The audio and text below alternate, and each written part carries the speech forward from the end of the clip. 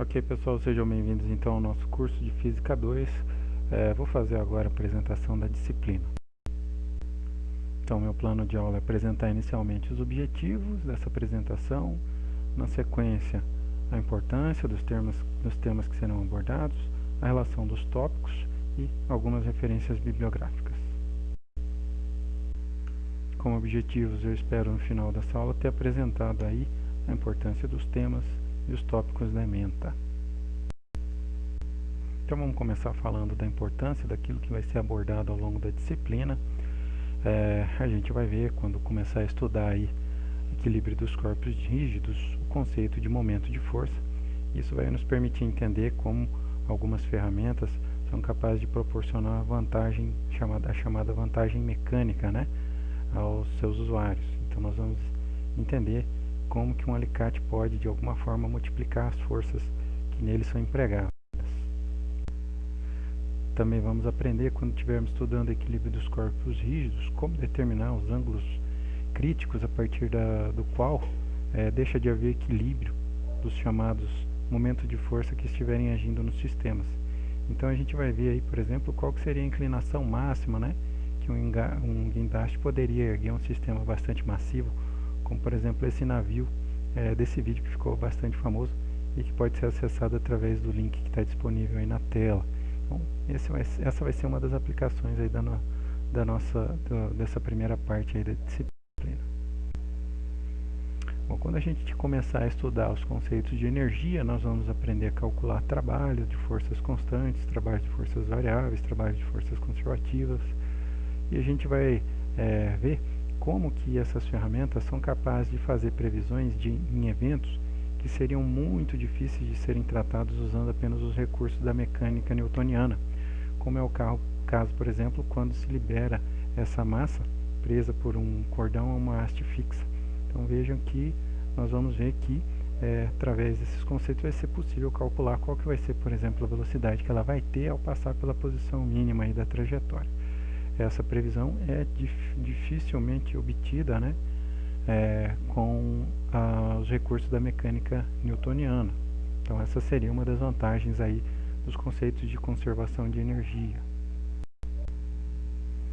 Ela permite, por exemplo, prever também a velocidade de um carrinho de montanha-russa, né, que é um brinquedo que faz uso desses princípios de conservação de energia para funcionar. Esse tipo de previsão seria, novamente, como eu havia comentado, né, muito difícil de ser obtido utilizando-se a mecânica proposta por Newton, baseada aí nas aplicações de forças resultantes como determinantes aí de acelerações, mas que esses resultados são facilmente determinados usando-se os conceitos de energia. Então, mais uma vantagem aí da aplicação de conceitos de energia em sistemas como esses.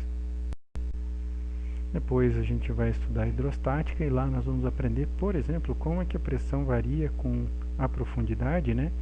Então, o que é que é uma coisa que os engenheiros têm que considerar quando eles projetam, por exemplo, submarinos, né? Então, essa seria uma aplicação desses conceitos aí que a gente vai ver em hidrostática. Quando a gente estudar também, por exemplo, o princípio de Pascal, nós vamos ver como é que uma prensa hidráulica multiplica forças.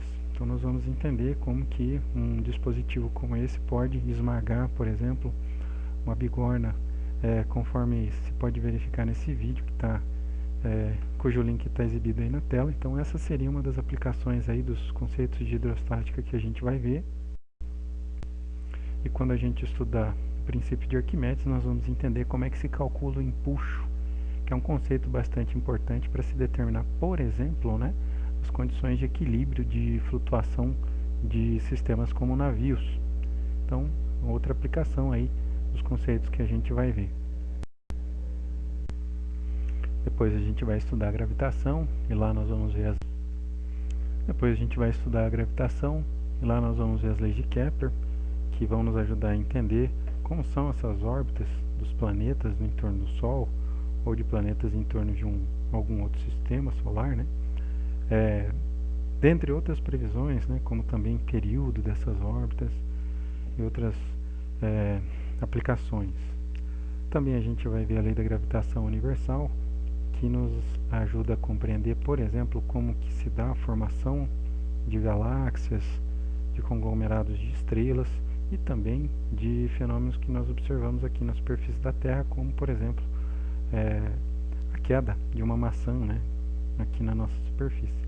Então essa vai ser, acho que, a primeira oportunidade no curso em que vocês vão ver uma unificação de ramos aí da física, né, com a sua lei da gravitação universal. Então o Newton foi capaz de unificar a explicação de fenômenos que ocorriam quando da observação de corpos celestes e de fenômenos que ocorriam aí na superfície da Terra. Então agora a gente vai ver quais são os tópicos que serão abordados nessa disciplina. Então, quando nós formos estudar equilíbrio dos corpos rígidos, nós vamos ver o conceito de momento de força. Primeiramente, como é que se define esse conceito, depois como é que ele pode ser determinado usando-se o método do braço de alavancas. Depois a gente vai estudar equilíbrio dos corpos rígidos, as condições de equilíbrio e suas aplicações. Depois nós vamos estudar, quando estivermos na etapa aí de estudo de energia mecânica, o conceito de trabalho de forças constantes, depois de forças variáveis, através de métodos gráficos, né? Depois a gente vai ver o teorema do trabalho e energia cinética, vai nos dar uma pista, né, de como é que se dá essas transferências de energia, uma forma delas. Depois a gente vai ver o trabalho de forças conservativas, o que vai nos permitir definir o conceito de energia potencial. E por fim, a gente vai ver essas duas formas de energia potencial, elástica e gravitacional, e aí o conceito de conservação de energia mecânica e suas aplicações. Então isso vai encerrar aí essa sequência didática de energia mecânica. Depois a gente vai entrar aí no módulo de hidrostática, onde nós vamos começar estudando conceitos de densidade e massa específica. Depois a gente vai ver o princípio de Stevin, né, como é que ele nos ajuda a entender essa variação da pressão com a densidade. A gente vai aplicar isso para uma experiência bastante comum, que é o equilíbrio de vasos comunicantes. Depois a gente vai ver o princípio de Arquimedes, a apresentação de como ele determinou. Eu acho importante que vocês conheçam isso. Depois a gente vai ver o conceito de força de empuxo, algumas de suas aplicações, como por exemplo o equilíbrio na flutuação, né? Depois, na gravitação, nós vamos ver as leis de Kepler, sua apresentação histórica, primeira lei de Kepler, segunda e terceira lei. Depois, por fim, a lei da gravitação universal, suas aplicações. Então, vai ser basicamente esse aí, o elementar, o conteúdo programático desse curso, né? E a gente vai então desenvolvendo esses temas ao longo desse semestre. Muito obrigado e até o nosso próximo encontro.